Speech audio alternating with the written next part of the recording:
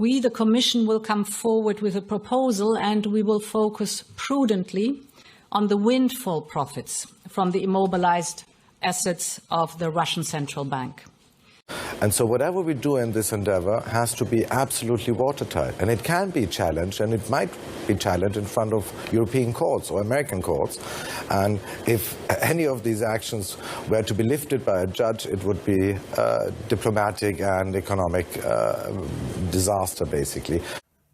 The entire foundation of Western economic system, at least ostensibly, is based on the rule of law.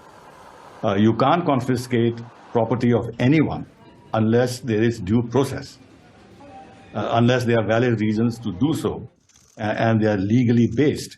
And all that is challengeable later on in a court of law.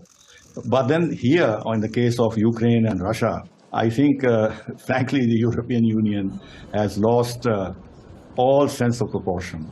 I think there will be countries who will feel very concerned in the long run about what it means in terms of the business environment in the EU, investment in the EU, relations with Russia, and the image that Europe wants to give to the world of an entity that is based on the rule of law. And rule of law is part of the values which supposedly the European Union is attached to. And this will do great damage to Europe in the long run, because other countries are watching and they know this is illegal. And that if they can actually do this to Russia, then smaller countries with not so much staying power as Russia can feel very vulnerable in the future. So they're not thinking long-term at all. It's amazing how there is complete lack of a sense of geopolitics and geoeconomics. The self-appointed guardians of the rules-based order have no right to seize property that belongs to others, much less to disburse it according to their whims. Article 17 of the Universal Declaration of Human Rights states, quote, "No one shall be arbitrarily deprived of his property." However, the Western powers have been engaged in this seizure and dispersal business for some time.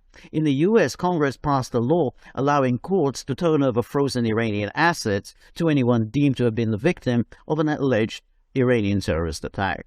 Recently, the US and the UK froze Venezuela's assets, including its gold, claiming that they belonged not to the legally constituted government of Nicolas Maduro, but to self-appointed President Juan Guaido, whom they deemed to be the country's legitimate ruler. The way that I look at it is I look at the broader picture. I look at whether this is going to have longer-term consequences, because right now it's Russia, next is potentially China, it's Saudi Arabia. So I want to be careful, and I want to make sure that whatever measure that we're going to, draft today, it's going to be applicable right now, but also tomorrow. And so there is this sort of trying to avoid the exceptionalism of the situation and do something that is still within the rule of law and protects everybody's rights in the process.